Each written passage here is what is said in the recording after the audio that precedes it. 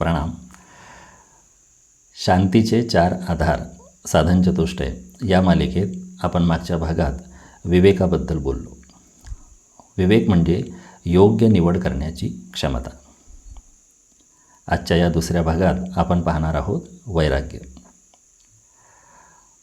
वैराग्य हा शब्द ऐकताच सर्वसाधारणपणे आपल्यासमोर एक नकारात्मक भाव उभा राहतो. विरक्ती, उदासी, जीवनाकडे पाठ फिरवणं या अर्थाने आपण वैराग्य या शब्दाकडे पाहत असतो.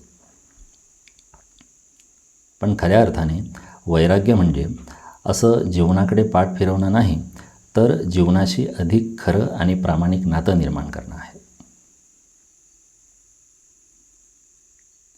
आपण पाहतो की आपलं दैनंदिन जीवन हे सततच्या इच्छांनी आणि अपेक्षांनी व्यापलेलं असतं.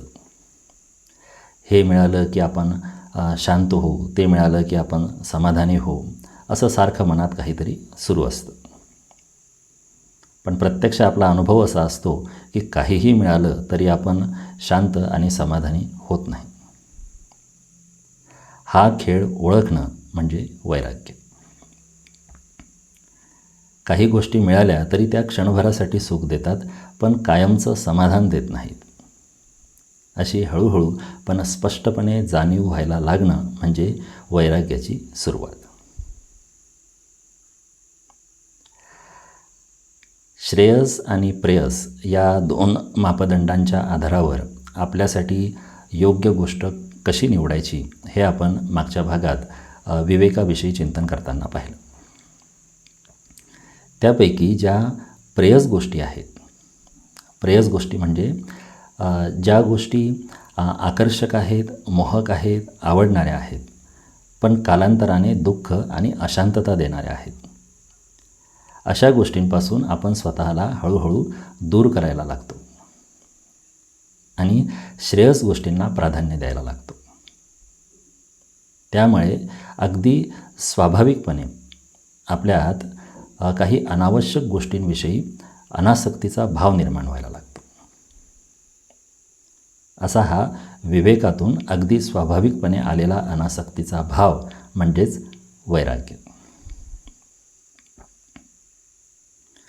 वैराग्य म्हणजे नुसतंच बाहेरच्या काही अनावश्यक गोष्टी नाकारणं असं नाही, तर त्याऐवजी आपण आपल्या आत स्थिरतेला आणि शांततेला स्वीकारलेलं असतं. असा हा शांततेचा आपल्या आतला स्वीकार हाच फक्त बाहेरच्या नकाराच्या रूपाने प्रकट होत असतो, इतकंच.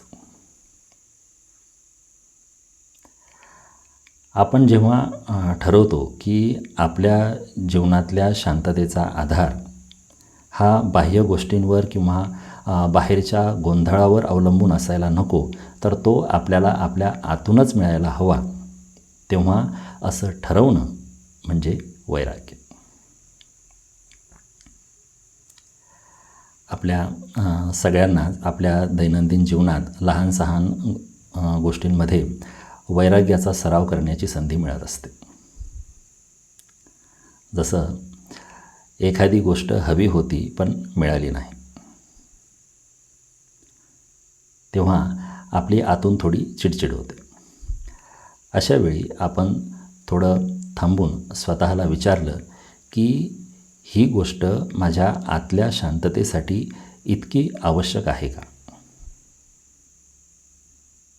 असं आपण जेव्हा आपल्या मनाला विचारतो तेव्हा त्या गोष्टीविषयीची आसक्ती आपली थोडी कमी होते. म्हणजे त्या गोष्टीविषयी आपल्या मनात अनासक्तीचा भाव निर्माण होतो. आणि असंच हळूहळू काही गोष्टी सोडणं आपल्याला सहज शक्य होतं. अशा काही गोष्टी सोडणं म्हणजे हार मानणं असं नाही, तर त्याऐवजी आपण शांतीची निवड करणं असं आहे. तसंच आपल्या नातेसंबंधांमध्ये सुद्धा आपली सुखदुःख ही इतरांच्या वागण्यावर किंवा इतरांच्या मतांवर अवलंबून असायला नको. याचा अर्थ इतरांपासून दूर जायचं असं नाही, तर त्यांच्यासोबत राहूनही आपल्याला आपल्या आतल्या शांततेचा धागा जपून ठेवायचा असतो.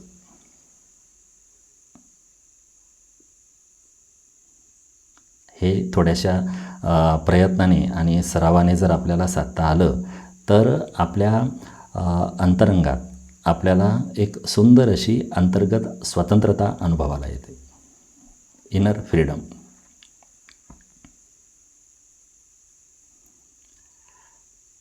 खरं वैराग्य हे आपल्याला अधिक साधं, अधिक शांत आणि अधिक प्रामाणिक जीवन जगायला शिकवतं.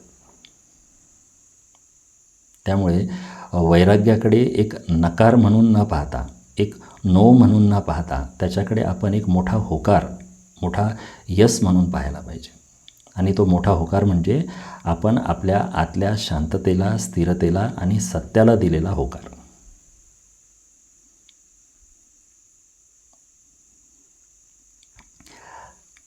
जसं विवेक करण्याची, योग्य निवड करण्याची क्षमता आपल्या प्रत्येकातच असते, तसंच अनासक्तीचा, वैराग्याचा भावही आपल्यामध्ये कमी अधिक प्रमाणामध्ये असतोच.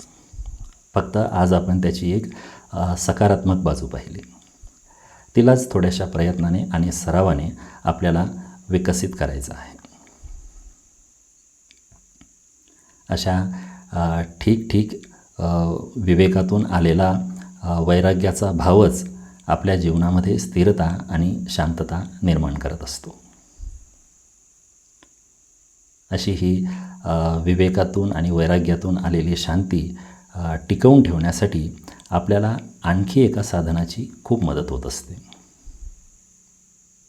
ते साधन म्हणजे साधन चतुष्टयाचं तिसरं अंग, षटसंपत्ती. षटसंपत्ती हाच आपल्या शांतीचा तिसरा आधार आहे. ह्यामध्ये आलेल्या 6 गुणांविषयी म्हणजे शम, दम, उपरती, तितिक्षा, श्रद्धा आणि समाधान अशा या 6 सुंदर गुणांविषयी आपण ह्या मालिकेच्या पुढच्या भागामध्ये स्वतंत्रपणे चिंतन करू. आजचं चिंतन आपण इथेच थांबवू. आपण परत भेटू. प्रणाम. धन्यवाद.